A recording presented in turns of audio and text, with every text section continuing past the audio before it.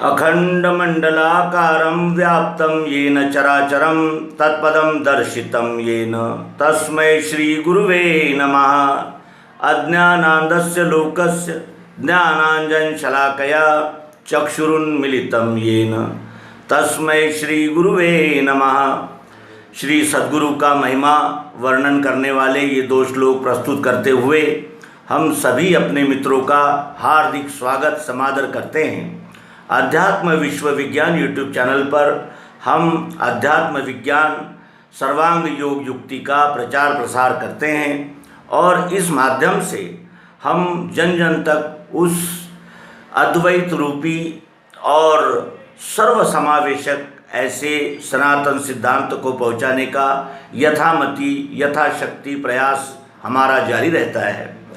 ये सद्गुरु की ही महिमा है जो अनंत मतों पंथों संप्रदायों में बटी हुई इस मानवता को एक साथ और सार्वभौमिक यानी परिप्रेक्ष्य में लाने के लिए प्रयत्नशील रहती है। अन्य दूसरा कोई भी उपाय इसके लिए अब तक सफल नहीं हो सका। इस विश्व में हजारों महात्मा संत और महंत अवतार अनेक प्रकार की विभूतियाँ आई और उन्होंने भी प्रयास किया कि इस मानवता को अज्ञान के, पाखंड के, दंभ के और अनेक प्रकार के कर्मकांडों से निकालकर इस विश्वरूप परमात्मा की सेवा में संलग्न कर दें। इस अंक में हम एक कथा प्रस्तुत कर रहे हैं और उस कथा से हम ये जानने का प्रयास करेंगे कि एक सद्गुरु चाहे तो क्या नहीं कर सकते और उनकी कृपा प्रसाद और उनके यानी मार्गदर्शन का लाभ हमारे जीवन में कितनी बड़ी क्रांति ला सकता है और उनका यानी दृष्टिकोण, उनकी सोच और उनका प्रेम, उनकी कृपा, इसका हमें भान इस कथा से होगा, ये हमें आशा है। और इसी आशा के साथ प्रस्तुत है ये एक दृष्टांत है और अत्यंत मौलिक रहने से आपके समक्ष हम प्रस्तुत कर रहे हैं। कहा गया है कि एक वृद्ध गुरु, एक बूढ़ा शिक्षक बैठा हुआ था और उसके आगे एक 14-15 साल का एक लड़का आकर खड़ा हो गया और वो जो शिक्षक था वो जूडो कराटे का बहुत बड़ा मास्टर था और उसके सामने वो लड़का खड़ा होकर कहने लगा कि मैं आपसे जूडो कराटे सीखना चाहता हूँ। उस लड़के का एक हाथ नहीं था, दुर्घटना में उसका एक हाथ कट चुका था और वो 13-14 साल का और एक हाथ से अपंग विकलांग लड़का जब सामने खड़ा देखा तो वो सद्गुरु बड़े सोच में पड़ गया कि इस लड़के का एक हाथ ही नहीं है और ये जूडो कराटे का यानी अभ्यास करना चाहता है, सीखना चाहता है। और वो जो वृद्ध शिक्षक था वो जूडो कराटे का बहुत बड़ा मास्टर रह चुका था और उसके कई शिष्य भी थे, लेकिन वर्तमान में उसने संन्यास ले लिया था, यानी वो अब विद्या सिखाने का कार्य उसने बंद कर दिया था और वो यानी एकांतवास में उसका यानी रहना हो रहा था। तो उसने कहा कि उसने देखा कि ये लड़के को एक हाथ भी नहीं है और जूडो कराटे सीखना है। उसको बड़ा अचंभा लगा, अजीब सा लड़का है ये। तो उसने पूछा कि भाई क्यों सीखना चाहते हो आप जूडो कराटे? तो उस लड़के ने उत्तर दिया कि स्कूल में मुझे जो सहपाठी है, मेरे जो मित्र है, वो मुझे बहुत तकलीफ़ देते हैं और ढूंढा कहकर चिढ़ाते हैं और बड़े जो लोग हैं वो मुझ पर दया दिखाते हैं और उनके उस बर्ताव का मुझे बहुत तकलीफ़ होती है, मुझे बहुत त्रास होता है और बहुत मेरे को दुख होता है। तो मुझे अपनी हिम्मत पे कुछ करना है और मुझे किसी की दया की आवश्यकता नहीं है। मैं अपने बल पर कुछ करना चाहता हूँ और मैं ऐसी विद्या सीख लेना चाहता हूँ कि हाथ न रहते हुए भी मैं अपनी रक्षा स्वयं कर सकूँ। वो गुरु चकित हो गया।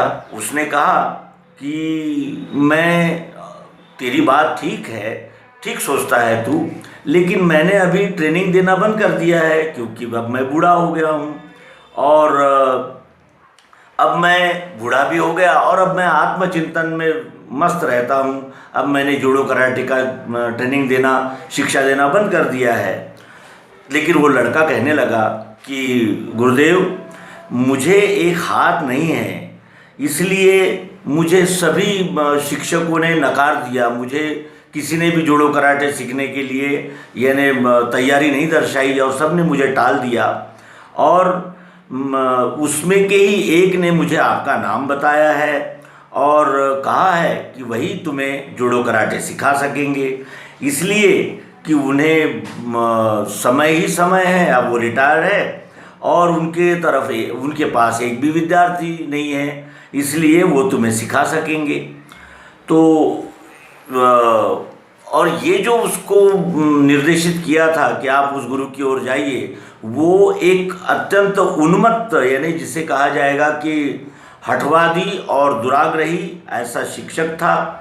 ये उस गुरु ने पहचाना कि इसको किसने भेजा होगा और ये इतने अहंकारी व्यक्ति की वजह से ही ये विद्या जो है वो गुंडे लोगों के हाथ में, बदमाश लोगों के हाथ में, असामाजिक लोगों के हाथ में चली गई है।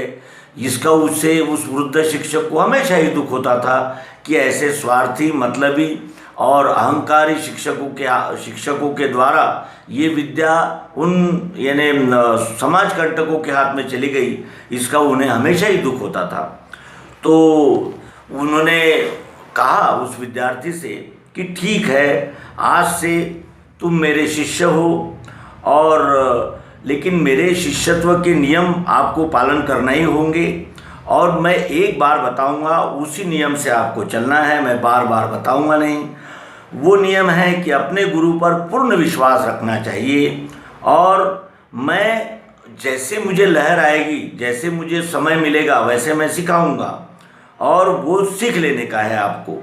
और जूडो कराटे, मैं पहले ही बता रहा हूँ कि जूडो कराटे ये बहुत ही घातक विद्या है और उसके वजह से किसी की जान भी जा सकती है, इसलिए ये इस विद्या को आत्मरक्षण के लिए ही इस्तेमाल करना है, ये जान लो।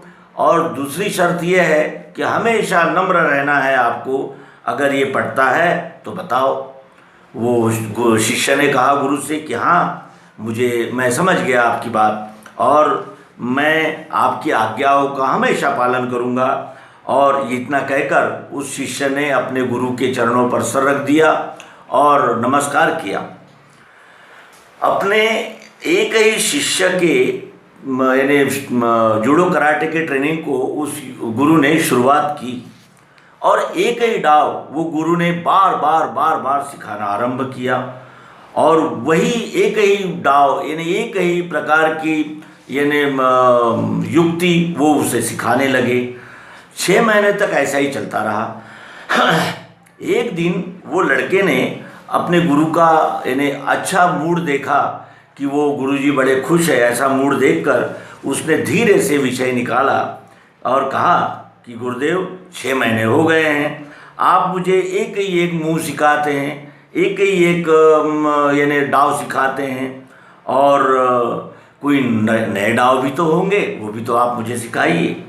तो उन्होंने कहा कि बहुत सारे डाव है, लेकिन वो आत्मसात करने के लिए बहुत समय भी लगेगा और तेरी ज़िंदगी भी कम पड़ जाएगी। इतने डाव मैं जानता हूँ, लेकिन मैं जो तुझे सिखा रहा हूँ उसी की आवश्यकता है और तेरे लिए उतना ही पर्याप्त है। उसी डाव का तू यानी उसी डाव की तू प्रैक्टिस कर और उसी डाव का तू सराव कर, यानी उसी डाव का तू यानी बार यानी पुनः उसका अभ्यास कर।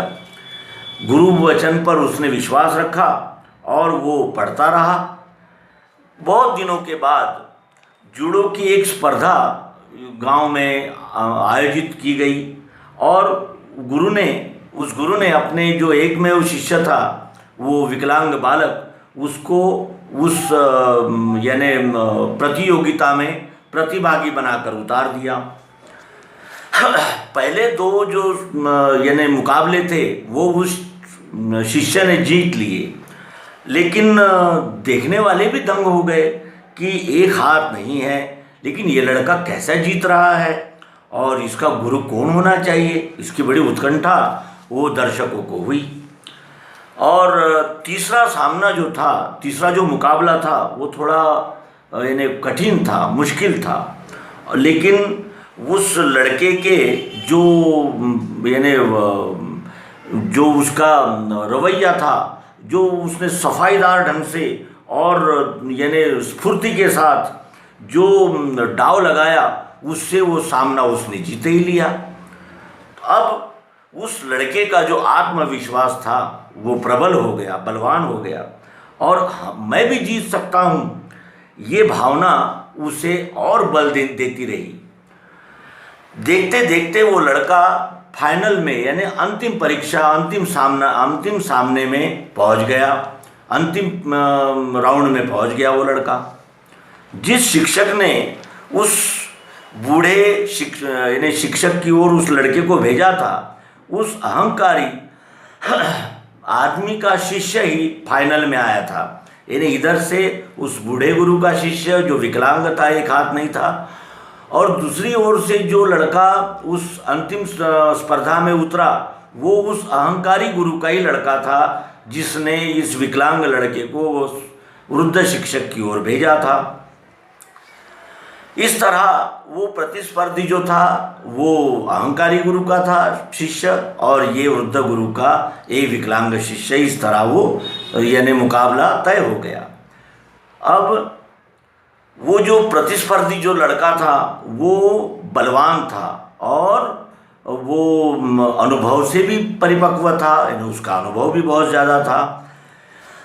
ये देखकर उन पंचों ने विचार किया कि अगर सामना हो गया तो हो सकता है कि इस विकलांग लड़के की जान भी जा सकती है, और ये दोनों प्रतिस्पर्धी विजोड़ है, एक का तो हाथ ही नहीं है, और प्रतिस्पर्धी बलवान है और पूरी तरह तैयार है और प्रशिक्षण से यानी समर्थ है।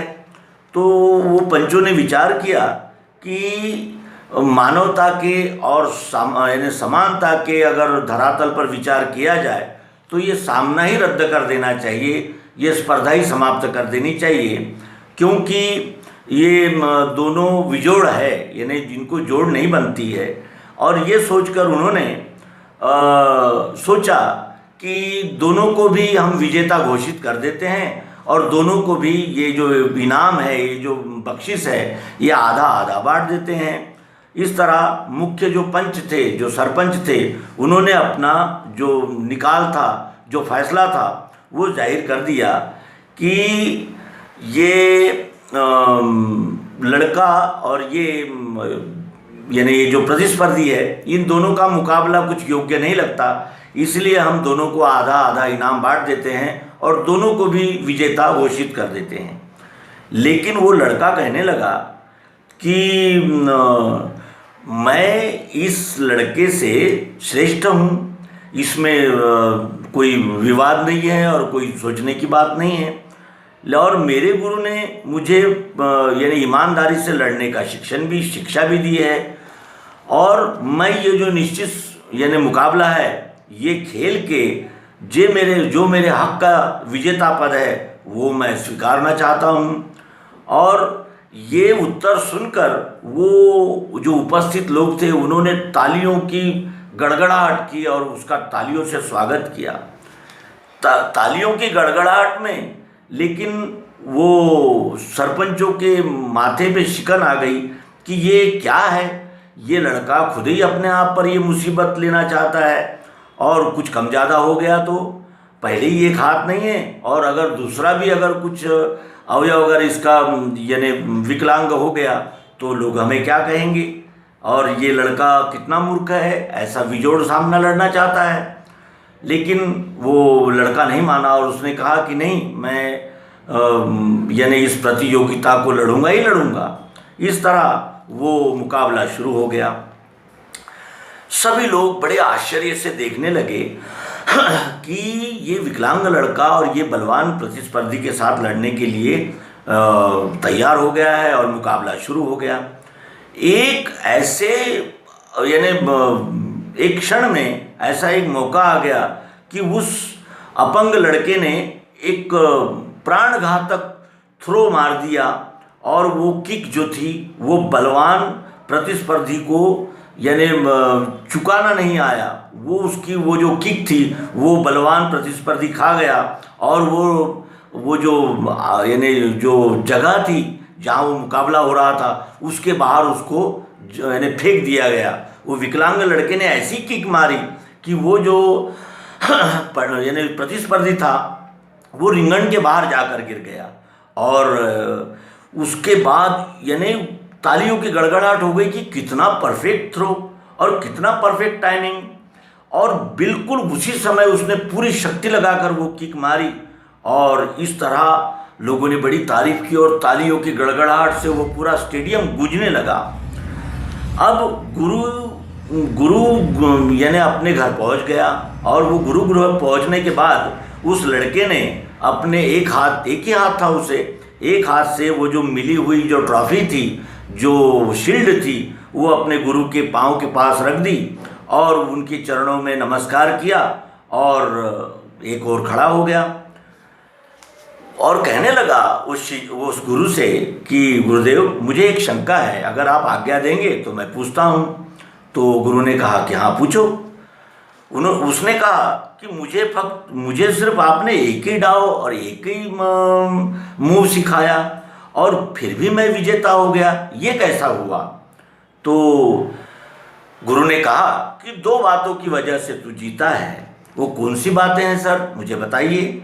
तो एक कहने लगा वो गुरु कि एक तो तूने बार बार जो मैंने तुझे सिखाया उसका तूने आलस न करते हुए प्रैक्टिस किया और उसके वजह से वो जो डाव था जो मैंने तुझे सिखाया वो तुझे एकदम सिद्ध हो गया है। और उसमें जो बार बार तूने रटकर वो जो डाव सिद्ध कर लिया उसमें तो गलती तेरी हो ही नहीं सकती, क्योंकि तू रात और दिन उसी एक डाव का अभ्यास करता रहा। और दूसरी बात उससे भी ज़्यादा महत्व की ये है कि उस हर एक डाव का एक प्रतिडाव होता है और उस प्रतिडाव को जानने के लिए वो प्रतिडाव भी जानना जरूरी होता है। लेकिन वो जो प्रतिडाव था वो उस अनुभवी प्रतिस्पर्धी को मालूम था क्या? ऐसा वो शिष्य पूछने लगा कि जो मेरा प्रतिस्पर्धी था क्या उसको इस डाव का प्रतिडाव पता था क्या? तो हाँ, गुरु ने कहा कि हाँ उसे मालूम था, लेकिन वो मजबूर था। क्यों?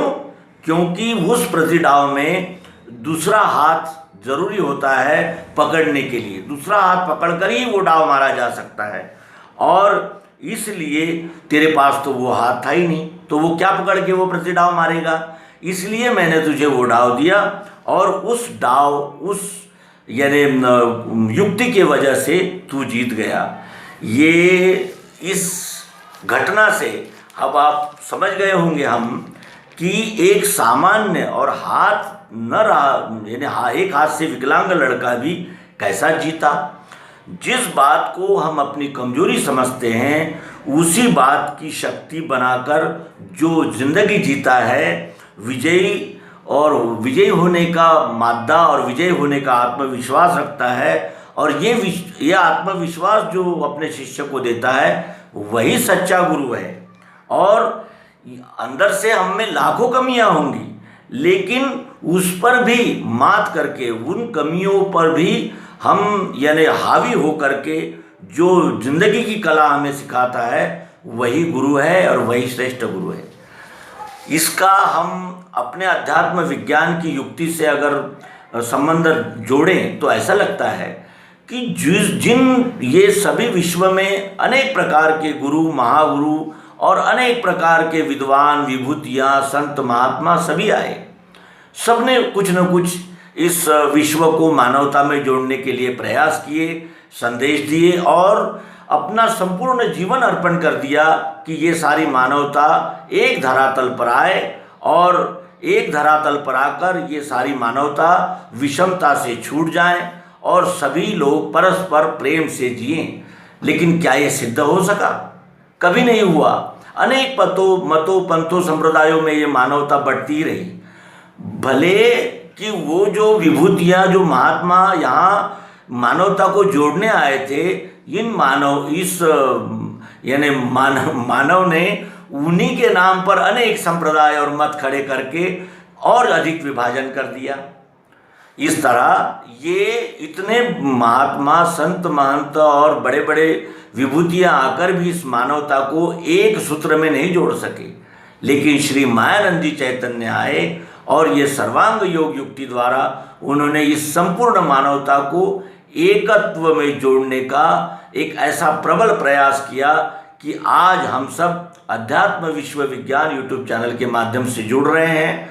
और अध्यात्म विज्ञान ही ऐसी विद्या है जो इस संपूर्ण विश्व के सभी मतों, पंथों, संप्रदायों को एक कर सकती है और सभी का समन्वय करने के लिए यह अध्यात्म विज्ञान सक्षम है। और यही सद्गुरु की महानता है। ये कहते हुए यहाँ इस एपिसोड को विराम देंगे। अखंड मंडलाकारं व्याप्तं येन चराचरं तत्पदं दर्शितं येन तस्मै श्री गुरुवे नमः।